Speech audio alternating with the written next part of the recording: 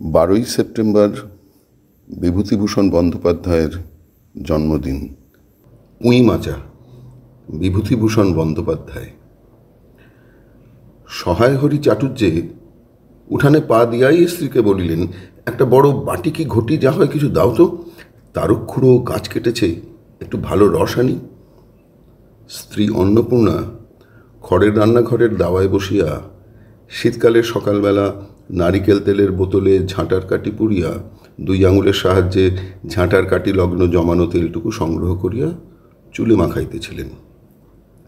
স্বামীকে দেখিয়া তাড়াতাড়ি গায়ের কাপড় একটু টানিয়া দিলেন মাত্র, কিন্তু বাটি কি ঘটি বাহির করিয়া দিবার জন্য বিন্দুমাত্র আগ্রহ তো দেখাইলেন না, এমনকি বিশেষ কোনো কথাও বলিলেন না। সহায় হরি অগ্রবর্তী হইয়া বলিলেন, কি হয়েছে, বসে রইলে যে, দাও না একটি ঘটি। খেন্তি টেন্তি সব কোথায় গেল এরা, তুমি তেল মেখে বুঝি ছোঁবে না। অন্নপূর্ণা তেলের বোতলটি সরাইয়া স্বামীর দিকে খানিকক্ষণ চাহিয়া রইলেন, পরে অত্যন্ত শান্ত সুরে জিজ্ঞাসা করিলেন, তুমি মনে মনে কি ঠাউরেছ বলতে পারো? স্ত্রীর অতিরিক্ত রকমের শান্ত সুরে সহায় হরির মনে ভীতির সঞ্চার হইল। ইহা যে ঝড়ের অব্যবহিত পূর্বের আকাশের স্থির ভাব মাত্র, তাহা বুঝিয়া তিনি মরিয়া হইয়া ঝড়ের প্রতীক্ষায় রহিলেন। একটু আমতা আমতা করিয়া কহিলেন, কেন, কি আবার কি? অন্নপূর্ণা পূর্বাপেক্ষাও শান্ত সুরে বলিলেন, দেখো, রঙ্গ করো না বলছি, ন্যাকামি করতে হয় অন্য সময় করো। তুমি কিছু জানো না, কি খোঁজ রাখো না? অত বড় মেয়ে যার ঘরে, সে মাছ ধরে আর রস খেয়ে দিন কাটায় কি করে তা বলতে পারো? গায়ে কি গুজব রটেছে জানো? সহায় হরি আশ্চর্য হইয়া জিজ্ঞাসা করিলেন, কেন, কি গুজব? কি গুজব জিজ্ঞাসা করো গিয়ে চৌধুরীদের বাড়ি। কেবল বাগদি দুলেপাড়ায় ঘুরে ঘুরে জন্ম কাটালে ভদ্রলোকের গায়ে বাস করা যায় না, সমাজে থাকতে হলে সেই রকম মেনে চলতে হয়। সহায় হরি বিস্মিত হইয়া কি বলিতে যাইতেছিলেন, অন্নপূর্ণা পূর্ববৎ সুরেই পুনর্বার বলিয়া উঠিলেন, এক ঘরে করবে গো, তোমাকে এক ঘরে করবে কাল চৌধুরীদের চণ্ডী মণ্ডপে, এসব কথা হয়েছে। আমাদের হাতে ছোঁয়া জল আর কেউ খাবে না, আশীর্বাদ হয়ে মেয়ের বিয়ে হলো না, ও নাকি উৎসর্গ করা মেয়ে। গাঁয়ের কোনো কাজে তোমাকে আর কেউ বলবে না। যাও, ভালোই হচ্ছে তোমার, এখন গিয়ে দুলে বাড়ি বাগদি বাড়ি উঠে বসে দিন কাটাও। সহায় হরি তাচ্ছিল্যের ভাব প্রকাশ করিয়া বলিলেন, এই আমি বলি না জানি কি ব্যাপার, এক ঘরে সবাই এক ঘরে করেছেন, এবার বাকি আছেন কালীময় ঠাকুর। ও! অন্নপূর্ণা তেলে বেগুনে জ্বলিয়া উঠিলেন, কেন, তোমাকে এক ঘরে করতে বেশি কিছু লাগে নাকি? তুমি কি সমাজের মাথা, না একজন মাতব্বর লোক? চাল নেই, চুলো নেই, এক করার মুরত নেই, চৌধুরীরা তোমায় এক ঘরে করবে, তার এমন কঠিন কথা কি? আর সত্যি তো।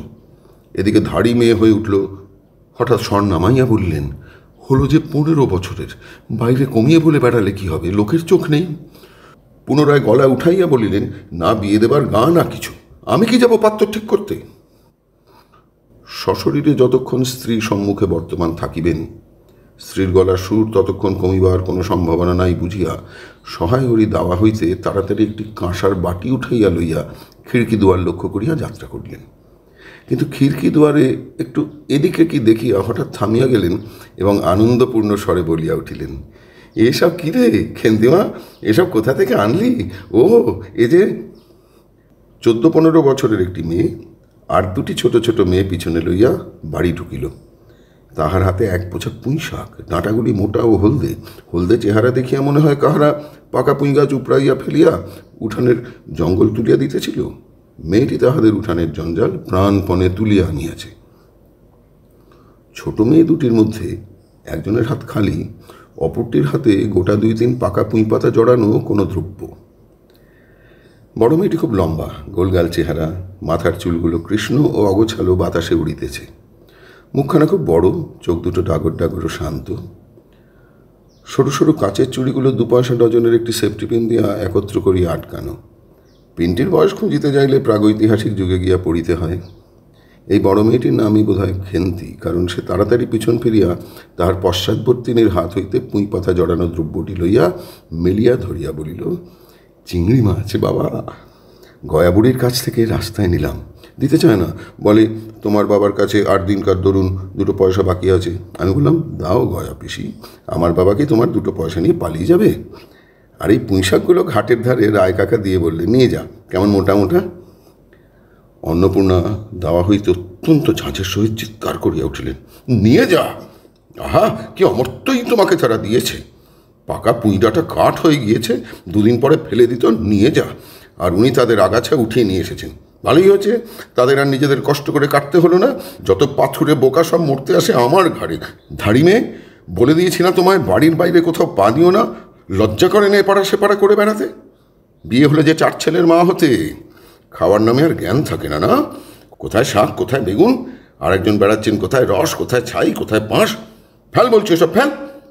মেয়েটি শান্ত অথচ ভয় বিস্তৃত দৃষ্টিতে মার দিকে চাহিয়া হাতের বাঁধন আলগা করিয়া দিল। পুঁইশাকের বোঝা মাটিতে পড়িয়া গেল। অন্নপূর্ণা বকিয়া চলিলেন, যা তো রাধি, ওই আপদগুলো টেনে খিড়কির পুকুরের ধারে ফেলে দিয়া তো। ফের যদি বাড়ির বার হতে দেখেছি তবে ঠ্যাং খোঁড়া না করি তো। বোঝা মাটিতে পড়িয়া গিয়াছিল। ছোট মেয়েটি কলের পুতুলের মতো সেগুলি তুলিয়া লইয়া খিড়কি অভিমুখে চলিল। কিন্তু ছোট মেয়ে অত বড় বোঝা আঁকড়াইতে পারিল না। অনেকগুলি ডাঁটা এদিকে ওদিকে ঝুলিতে ঝুলিতে চলিল। সহায়হরির ছেলেমেয়েরা তাহাদের মাকে অত্যন্ত ভয় করিত। সহায়হরি আমতা আমতা করিয়া বলিতে গেলেন, তা এনেছে ছেলে মানুষ খাবে বলে, তুমি আবার বরং। পুঁইশাকের বোঝা লইয়া যাইতে যাইতে ছোট মেয়েটি ফিরিয়া দাঁড়াইয়া মার মুখের দিকে চাহিল। অন্নপূর্ণা তাহার দিকে চাহিয়া বললেন, না না, নিয়ে যা, খেতে হবে না। মেয়ে মানুষের আবার অত নোলা কিসের? এক পাড়া থেকে আরেক পাড়ায় নিয়ে আসবে 2টো পাকা পুঁইশাক ভিক্ষে করে। যা যা, তুই যা, দূর করে বলে দিয়ায়। সহায়হরি বড় মেয়ের মুখের দিকে চাহিয়া দেখিলেন তাহার চোখ দুটা জলে ভরিয়া আসিয়াছে। তার মনে বড় কষ্ট হইল। কিন্তু মেয়ের যতই স্বাদের জিনিস হোক, পুঁইশাকের পক্ষাবলম্বন করিয়া দুপুরবেলা স্ত্রীকে চটাইতে তিনি আদৌ সাহসী হইলেন না। নিঃশব্দে খিড়কি দৌড় দিয়া বাহির হইয়া গেলেন। বসিয়া রাঁধিতে রাঁধিতে বড় মেয়ের মুখের কাতর দৃষ্টি স্মরণে পড়িবার সঙ্গে সঙ্গে অন্নপূর্ণার মনে পড়িল গত অরন্ধনের পূর্বদিন বাড়িতে পুঁইশাক রান্নার সময় খেনতে আবদার করিয়া বলিয়াছিল, মা, অর্ধেকগুলো কিন্তু একা আমার, অর্ধেক সব মিলে তোমাদের। বাড়িতে কেহ ছিল না। তিনি নিজে গিয়া উঠানের ও খিড়কি দোরের আশেপাশে যে ডাঁটা পড়িয়াছিল সেগুলি কুড়াইয়া লইয়া আসিলেন। বাকিগুলা কুড়ানো যায় না, ডোবার ধারে ছাই গাদায় ফেলিয়া দিয়েছে। কুচো চিংড়ি দিয়া এইরূপে চুপি চুপি পুঁইশাকের তরকারি রাঁধিলেন। দুপুরবেলা খেন্তি পাতে পুঁইশাকের চচ্চড়ি দেখিয়া বিস্ময় ও আনন্দপূর্ণ ডাগর চোখে মায়ের দিকে ভয়ে ভয়ে চাহিল। 2-1বার এদিকে ওদিকে ঘুরিয়া আসিতেই অন্নপূর্ণা দেখিলেন উক্ত পুঁইশাকের এক টুকরাও তাহার পাতে পড়িয়া নাই। পুঁইশাকের উপর তাহার এই মেয়েটির কিরূপ লোভ তাহা তিনি জানিতেন। জিজ্ঞাসা করিলেন, কিরে খেন্তি, আর একটু চচ্চড়ি দিই? খেন্তি তৎক্ষণাৎ ঘাড় নাড়িয়া এ আনন্দজনক প্রস্তাব সমর্থন করিল। কি ভাবিয়া অন্নপূর্ণার চোখে জল আসিল। চাপিতে গিয়া তিনি চোখ উঁচু করিয়া চালের পাতায় গোঁজা ডালা হইতে শুকনা লঙ্কা পাড়িতে লাগিলেন। কালীমার চণ্ডীমণ্ডপে সেদিন বৈকালবেলা সহায়হরির ডাক পড়িল। সংক্ষিপ্ত ভূমিকা ফাঁদিবার পর কালীময় উত্তেজিত সুরে বলিলেন, সেসব দিন কি আর আছে ভায়া? এই ধরো কেষ্ট মুখুজ্জে, স্বভাব নইলে পাত্র দেব না, স্বভাব নইলে পাত্র দেব না করে কি কাণ্ডটাই করলে। অবশেষে কিনা হরির ছেলেটাকে ধরে পড়ে মেয়ের বিয়ে দেয়, তবে রক্ষে। তার কি স্বভাব? রাম বলো, 6-7 পুরুষে ভঙ্গ, 50 ক্ষত্রিয়। পরে সুর নরম করিয়া বলিলেন, তার সমাজে সেসব শাসনের দিন কি আর আছে? দিন দিন চলে যাচ্ছে। বেশি দূর যাই কেন, এই যে তোমার মেয়েটি 13 বছরের, সহায়হরি বাধা দিয়া বলিতে গেলেন, এই শ্রাবণে 13। আহা হা, 13 আর 16 তফাৎ কিসের শুনি? 13 আর 16 তফাৎটা কিসের? আর সে 13ই হোক, চাই 16ই হোক, চাই 50ই হোক, তাতে আমাদের দরকার নেই। সে তোমার হিসেব তোমার কাছে। কিন্তু পাত্তর আশীর্বাদ হয়ে গেল, তুমি বেঁকে বসলে কি জন্যে শুনি? ও তো একরকম উচ্ছক্য করা মেয়ে। আশীর্বাদ হওয়াও যা, বিয়ে হওয়াও তা, 7 পাকের যা বাকি, এই তো। সমাজে বসে এসব কাজগুলো তুমি যে করবে আর আমরা বসে বসে দেখব, এ তুমি মেনে ভেবো না। সমাজের বামুনদের যদি জাত মারবার ইচ্ছে না থাকে, মেয়ের বিয়ের বন্দোবস্ত করে ফেলো। পাত্তর রাজপুত্র না হলে পাত্তর মেলে না। গরিব মানুষ দিতে ধুতে পারবে না বলে শ্রীমন্ত মজুমদারের ছেলেকে ঠিক করে দিলাম। লেখাপড়া নাই বা জানলো, জজ ম্যাজিস্ট্রেট না হলে কি মানুষ হয় না? দিব্যি বাড়ি, বাগান, পুকুর। শুনলাম এবার নাকি কুঁড়ির জমিতে 4টি আমন ধানও করেছে। বাস, রাজার হাল, দুই ভাইয়ের অভাব কি?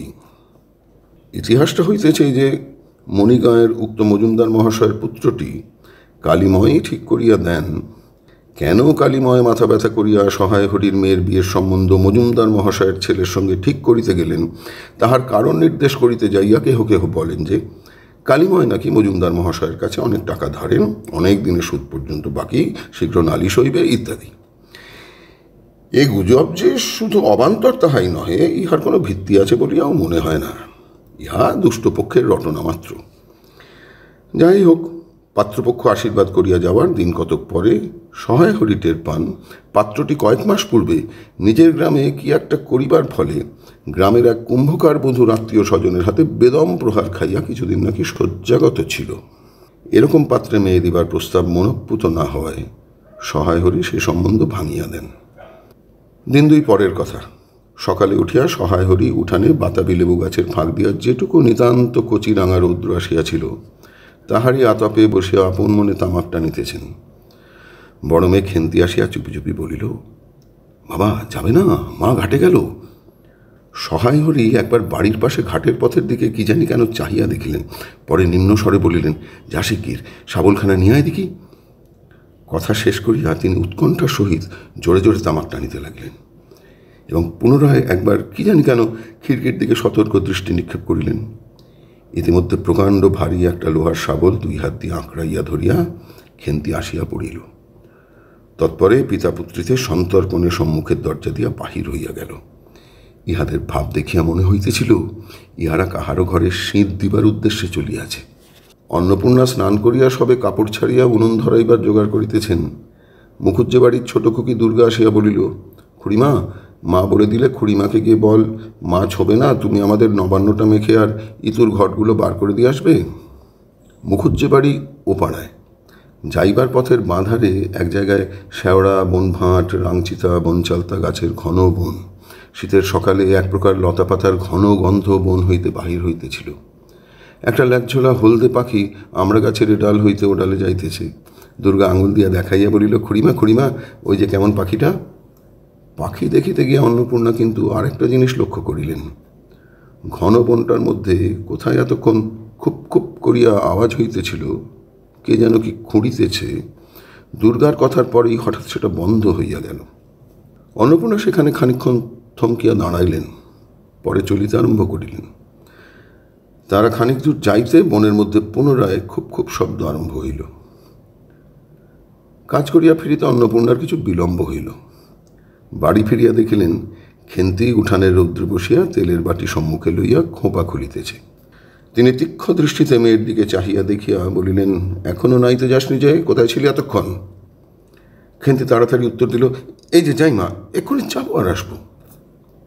খেন্তি স্নান করিতে যাইবার একটুখানি পরেই সহায় হরি সোৎসাহে 15-16 সের ভারী একটা মেটে আলু ঘাড়ে করিয়া কোথা হইতে আসিয়া উপস্থিত হইলেন এবং সম্মুখে স্ত্রীকে দেখিয়া কৈফিয়তের দৃষ্টিতে সেই দিকে চাহিয়াই বলিয়া উঠিলেন, ওই ওপাড়ার ময়সা চৌকিদার রোজই বলে, কর্তা ঠাকুর, তোমার বাপ থাকতে তবু মাসে মাসে এদিকে তোমাদের পায়ের ধুলো পড়তো, তো আজকাল তো তোমরা আর আসো না।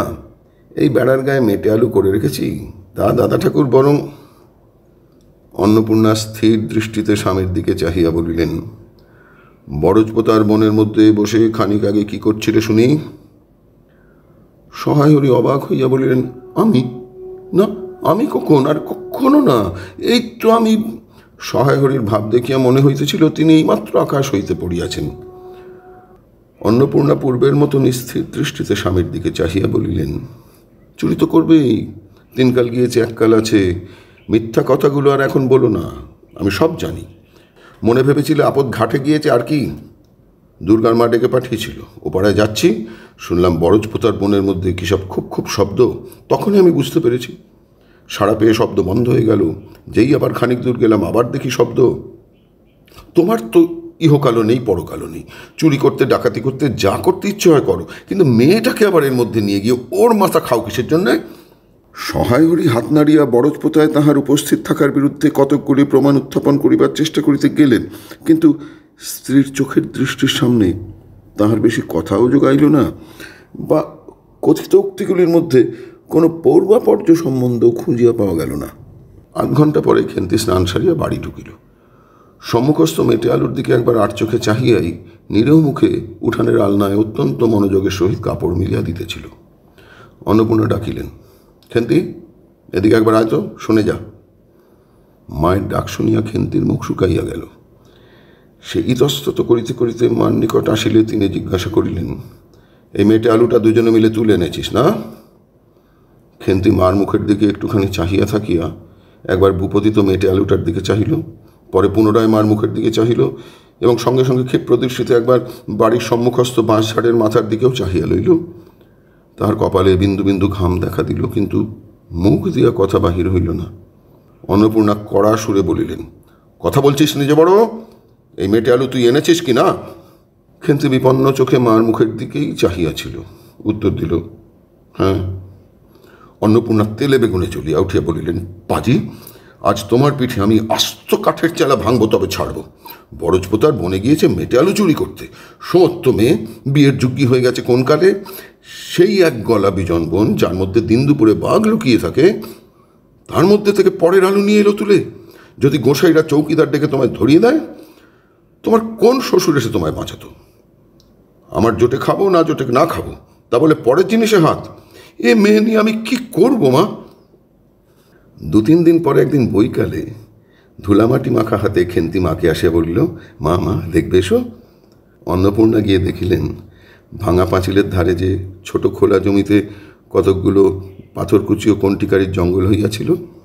খেন্তি ছোট বোনটিকে লইয়া সেখানে মহা উৎসাহে তরকারির আওলাদ করিবার আয়োজন করিতেছে এবং ভবিষ্য সম্ভাবী নানাবিধ কাল্পনিক ফলমূলের অগ্রদূত স্বরূপ বর্তমানে কেবল একটিমাত্র শীর্ণকায় পুঁইশাকের চারা কাপড়ের ফালি গ্রন্থিবদ্ধ হইয়া ফাঁসি হইয়া যাওয়া আসামির মতন ঊর্ধ্বমুখে একখণ্ড শুষ্ক কঞ্চির গায়ে ঝুলিয়া রহিয়াছে। ফলমূলাদির অবশিষ্টগুলি আপাতত তার বড় মেয়ের মস্তিষ্কের মধ্যে অবস্থিতি করিতেছে, দিনের আলোয় এখনো বাহির হয় নাই।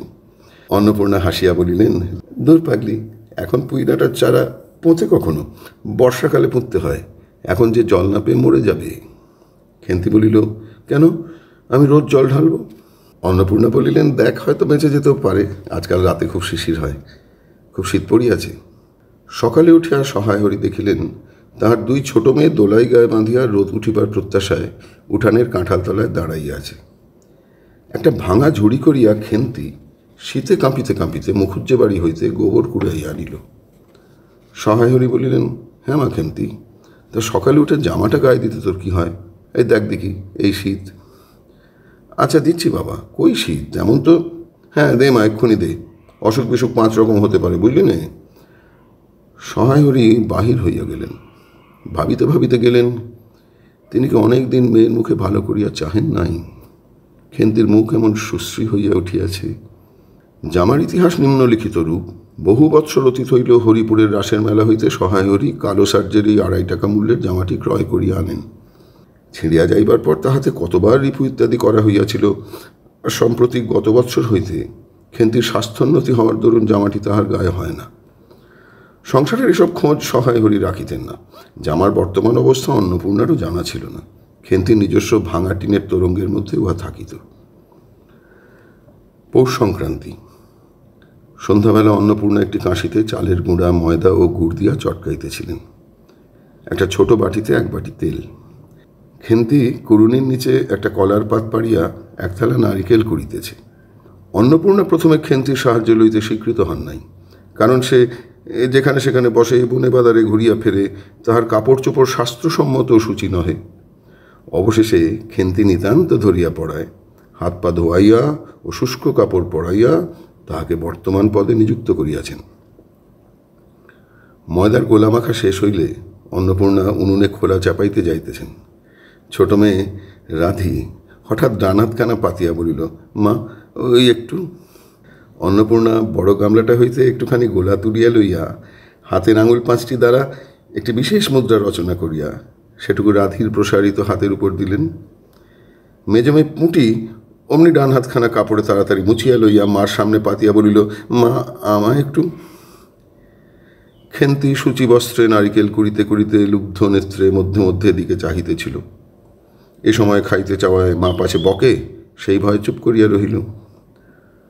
অন্নপূর্ণা বলিলেন, দেখি নিয়ে আয় খেন্তি ওই নারকেল মালাটা, ওতে তোর জন্য একটু রাখি। খেন্তি ক্ষিপ্র হস্তে নারিকেলের উপরের মালাখানা যাহাতে ফুটা নাই সেখানে সরাইয়া দিল। অন্নপূর্ণা তাহাতে একটু বেশি করিয়া গোলা ঢালিয়া দিলেন। মেজমে পুঁটি বলিল, জ্যাঠাইমারা অনেকখানি দুধ নিয়েছে, রাঙা দিদি ক্ষীর তৈরি করছিল, ওদের অনেক রকম হবে। খেন্তি মুখ তুলিয়া বলিল, এবেলা আবার হবে নাকি? ওরা তো ওবেলা ব্রাহ্মণ নেমন্তন্ন করেছিল, সুরেশ কাকাকে আর ওপাড়ার তিনুর বাবাকে। ওবেলা তো পায়েস, ঝোলপুলি, মুক্তোক্তি এইসব হয়েছে। পুঁটি জিজ্ঞাসা করিল, হ্যাঁ মা, ক্ষীর নইলে নাকি পাটিসাপটা হয় না? খেদি বলছিল ক্ষীরের পুর না হলে নাকি আর পাটিসাপটা হয়। আমি বললাম, কেন? আমার মা তো শুধু নারকেলের ছাই দিয়েই করে, সে তো কেমন ভালো লাগে। অন্নপূর্ণা বেগুনের মোটা একটুখানি তেল লইয়া খোলায় মাখাইতে মাখাইতে প্রশ্নের সদুত্তর খুঁজিতে লাগিলেন। খেন্তি বলিল, খেদির ওই সব কথা। খেদির মা তো ভারী পিঠে করে কি না, ক্ষীরের পুর দিয়ে ঘিয়ে ভাজলে কি আর পিঠে হলো? সেদিন জামাই এলে ওদের বাড়ি দেখতে গেলুম কি না, তাই খুড়িমা দুখানা পাটিসাপটা খেতে দিলে। ও মা, কেমন একটা ধরা ধরা গন্ধ, আর পিঠেতে কখনো কোনো গন্ধ পাওয়া যায়? পাটিসাপটা ক্ষীর দিলেই ছাই খেতে হয়। বেপরোয়াভাবে উপরোক্তোক্তি শেষ করিয়া খেন্তি মার চোখের দিকে চাহিয়া জিজ্ঞাসা করিল, মা, নারকেলের করে একটু নেব? অন্নপূর্ণা বললেন, নে, কিন্তু এখানে বসে খাস নে, মুখ থেকে পড়বে না কি হবে, যা ওইদিকে যা। খেন্তি নারকেলের মালায় এক থাবা তুলিয়া লইয়া একটু দূরে গিয়া খাইতে লাগিল। মুখ যদি মনের দর্পণ স্বরূপ হয়, তবে খেন্তির মুখ দেখিয়া সন্দেহের কোনো কারণ থাকিতে পারিত না যে সে অত্যন্ত মানসিক তৃপ্তি অনুভব করিতেছে। ঘণ্টাখানেক পরে অন্নপূর্ণা বলিলেন, ওরে, তোরা সব এক এক টুকরো পাতা পেতে বসতো দেখি, গরম গরম দিই। খেন্তি, জল দেওয়া ভাত আছে ও বেলার, বার করে নিয়ে আয়। খেন্তির নিকট অন্নপূর্ণার এ প্রস্তাব যে মনঃপূত হইল না, তাহা তার মুখ দেখিয়া বোঝা গেল। পুঁটি বলিল, মা, বড়দি পিঠেই খাক, ভালোবাসে, ভাত বরং থাকুক, আমরা কাল সকালে খাবো। খান কয়েক খাইবার পরেই মেজমে পুঁটি খাইতে চাহিল না, সে নাকি অধিক মিষ্টি খাইতে পারে না। সকলের খাওয়া শেষ হইয়া গেলেও খেন্তি তখনও খাইতেছে। সে মুখ বুঝিয়া শান্তভাবে খায়, বড় একটা কথা কহে না। অন্নপূর্ণা দেখিলেন সে কম করিয়াও 18-19 খানা খাইয়াছে। জিজ্ঞাসা করিলেন, খেন্তি আর নিবি? খেন্তি খাইতে খাইতে শান্তভাবে সম্মতিসূচক ঘাড় নাড়িল।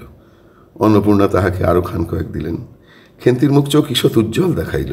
হাসি ভরা চোখে মার দিকে চাহিয়া বলিল, বেশ খেতে হয়েছে মা, ওই যে তুমি কেমন ফেনিয়ে নাও, ওতেই কিন্তু।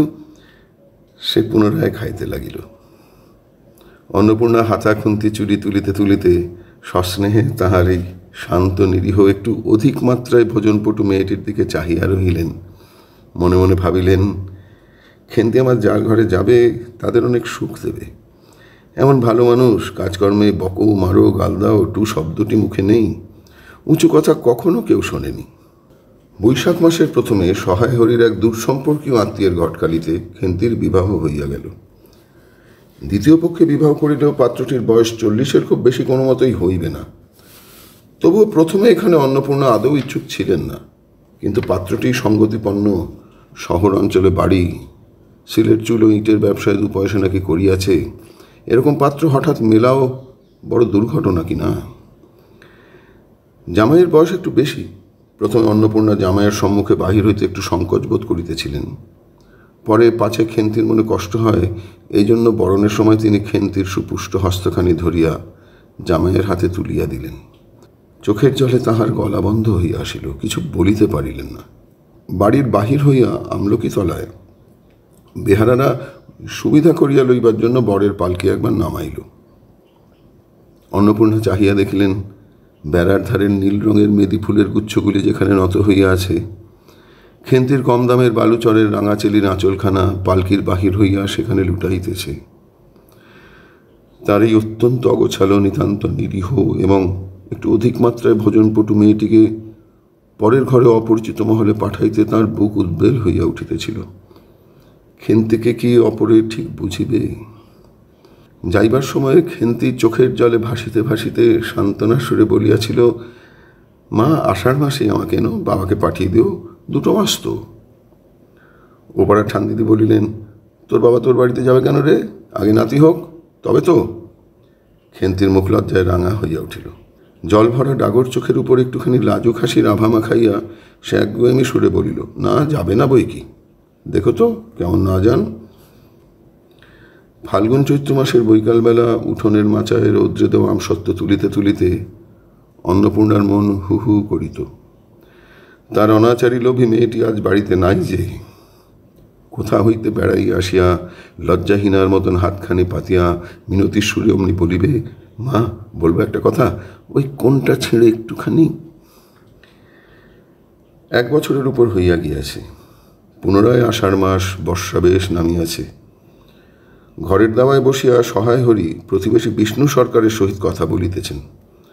সহায় হরি তামাক সাজিতে সাজিতে বলিলেন, ও তুমি ধরে রাখো, ওরকম হবেই দাদা, আমাদের অবস্থার লোকের ওর চেয়ে ভালো কি আর জুটবে। বিষ্ণু সরকার তালপাতার চাটাইয়ের উপর উবু হইয়া বসিয়াছিলেন। দূর হইতে দেখিলে মনে হইবার কথা তিনি রুটি করিবার জন্য ময়দা চটকাইতেছেন। গলা পরিষ্কার করিয়া বলিলেন, না সব তো আর, তাছাড়া আমি যা দেবো নগদই দেব। তোমার মেয়েটির হয়েছিল কি? সহায় হরি হুকাটায় 5-6টি টান দিয়া কাশিতে কাশিতে বলিলেন, বসন্ত হয়েছিল শুনলাম। ব্যাপারটা কি দাঁড়ালো বুঝলে? মেয়ে তো কিছুতে পাঠাতে চায় না। 250 আন্দাজ টাকা বাকি ছিল, বললে ও টাকা আগে দাও তবে মেয়ে নিয়ে যাও। একেবারে চামার। তারপর বললাম, টাকাটা ভায়া ক্রমে ক্রমে দিচ্ছি, পুজোর তত্ত্ব কম করেও 30 টাকার কমে হবে না ভেবে দেখলাম কি না। মেয়ের নানা নিন্দে ওঠালে, ছোট লোকের মেয়ের মতন চলে, হাওয়াতে ঘরের মতো খায়, আরও কত কি। পৌষ মাসে দেখতে গেলাম, মেয়েটাকে ফেলে থাকতে পারতাম না বুঝলে। সহায় হরি হঠাৎ কথা বন্ধ করিয়া জোরে মিনিট কতক ধরিয়া হুঁকায় টান দিতে লাগিলেন। কিছুক্ষণ দুজনের কোনো কথা শোনা গেল না। অল্পক্ষণ পরে বিষ্ণু সরকার বলিলেন, তারপর? আমার স্ত্রী অত্যন্ত কান্নাকাটি করতে পৌষ মাসে দেখতে গেলাম। মেয়েটার যে অবস্থা করেছে, শাশুড়িটা শুনিয়ে শুনিয়ে বলতে লাগলো, না জেনে শুনে ছোট লোকের সঙ্গে কুটুম্বিতা করলেই এরকম হয়। যেমনি মেয়ে তেমনি বাপ। পৌষ মাসের দিনে মেয়ে দেখতে এলেন শুধু হাতে। পরে বিষ্ণু সরকারের দিকে চাহিয়া বলিলেন, বলি আমরা ছোট লোক কি বড় লোক, তোমার তো সরকার খুঁড়ো জানতে বাকি নেই। বলি পরমেশ্বর চাটুর্যের নামে নীলকুচির আমলে অঞ্চলে বাঘে গরুতে 1 ঘাটে জল খেয়েছে। আজই না হয় আমি প্রাচীন। আভিজাত্যের গৌরবে সহায় হরি শুদ্ধ স্বরে হাহা করিয়া খানিকটা শুষ্ক হাস্য করিলেন। বিষ্ণু সরকার সমর্থন সূচক একটা অস্পষ্ট শব্দ করিয়া বার কত ঘাড় নাড়িলেন। তারপর ফাল্গুন মাসেই তার বসন্ত হলো। এমন চামার, বসন্ত গায়ে বেরোতেই টালায় আমার এক দূরসম্পর্কের বোন আছে, এবার কালীঘাটে পুজো দিতে এসে তার খোঁজ পেয়েছিল, তারই ওখানে ফেলে রেখে গেল। আমায় না একটা সংবাদ না কিছু, তারা আমায় সংবাদ দেয়, তা আমি গিয়ে দেখতে পাওনি। না, এমনি চামার, গহনাগুলো অসুখ অবস্থাতেই গা থেকে খুলে নিয়ে তবে টালায় পাঠিয়ে দিয়েছে। যাক, তা চলো যাওয়া যাক, বেলা গেল। চার কি ঠিক করলে? পিঁপড়ের টোপে মুড়ির চার তো সুবিধে হবে না। তারপর কয়েক মাস কাটিয়া গিয়াছে। আজ আবার পৌষ পার্বণের দিন। এবার পৌষ মাসের শেষাশেষি এত শীত পড়িয়াছে যে এরূপ শীত তাহারা কখনো জ্ঞানে দেখেন নাই। সন্ধ্যার সময় রান্নাঘরের মধ্যে বসিয়া অন্নপূর্ণা সরু চাকলে পিঠের জন্য চালের গুঁড়ার গোলা তৈয়ারি করিতেছেন। পুঁটি ও রাধি উনুনের পাশে বসিয়া আগুন পোহাইতেছে।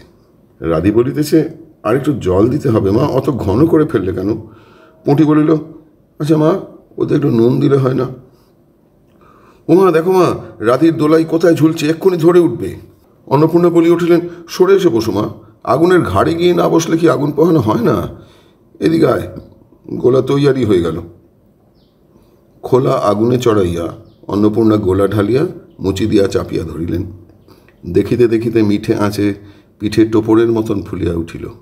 পুঁটি বলিল, মা দাও, প্রথম পিঠেখানা কানাচে সারা ষষ্ঠীকে ফেলে দিয়ে আসি। অন্নপূর্ণা বলিলেন, একা যাস নে, রাধিকে নিয়ে যাও। খুব জ্যোৎস্না উঠিয়াছিল। বাড়ির পিছনে সারা গাছের ঝোপের মাথায় তেলাকুচা লতার থলো থলো সাদা ফুলের মধ্যে জ্যোৎস্না আটকিয়া রহিয়াছে। পুঁটি ও রাধি খিড়কি দোর খুলিতেই একটা শিয়াল শুকনো পাতায় খসখস করিতে করিতে ঘন ঝোপের মধ্যে ছুটিয়া পলাইল। পুঁটি পিঠেখানা জোর করিয়া ছুঁড়িয়া ঝোপের মাথায় ফেলিয়া দিল। তারপর চারিধারে নির্জন বাঁশবনের নিস্তব্ধতায় ভয় পাইয়া ছেলে মানুষ পিছু হটিয়া আসিয়া খিড়কি দরজার মধ্যে ঢুকিয়া পড়িয়া তাড়াতাড়ি দ্বার বন্ধ করিয়া দিল। পুঁটি ও রাধি ফিরিয়া আসিলে অন্নপূর্ণা জিজ্ঞাসা করিলেন, দিলি? পুঁটি বলিল, হ্যাঁ মা, তুমি আর বছর যেখান থেকে নেবুর চারা তুলে এনেছিলে সেখানে ফেলে দিলাম। তারপর সে রাত্রে অনেকক্ষণ কাটিয়া গেল। পিঠে গড়া প্রায় শেষ হইয়া আসিয়াছে। রাতও তখন খুব বেশি। জ্যোৎস্নার আলোয় বাড়ির পিছনের বনে অনেকক্ষণ ধরিয়া একটা কাঠঠোকরা পাখি ঠকর শব্দ করিতেছিল। তাহার স্বরটাও যেন ক্রমে তন্দ্রালু হইয়া পড়িতেছে। দুই বোনের খাইবার জন্য কলার পাতা চিরিতে চিরিতে পুঁটি অন্যমনস্কভাবে হঠাৎ বলিয়া উঠিল, দিদি বড় ভালোবাসত। তিনজনেই খানিকক্ষণ নির্বাক হইয়া বসিয়া রহিল। তারপরে তাহাদের তিনজনেরই দৃষ্টি কেমন করিয়া আপনা আপনি উঠানের এক কোণে আবদ্ধ হইয়া পড়িল। সেখানে বাড়ির সেই লোভী মেয়েটির লোভের স্মৃতি পাতায় পাতায় শিরায় শিরায় জড়াইয়া তাহার কত সাধের নিজের হাতে পোঁতা পুঁই গাছটি মাচা জুড়িয়া বাড়িয়া উঠিয়াছে। বর্ষার জল ও কার্তিক মাসের শিশির লইয়া কচি কচি সবুজ ডগাগুলি মাচাতে সব ধরে নাই, মাচা হইতে বাহির হইয়া দুলিতেছে, সুপুষ্ট নধর প্রবর্ধমান জীবনের লাবণ্যে ভরপুর।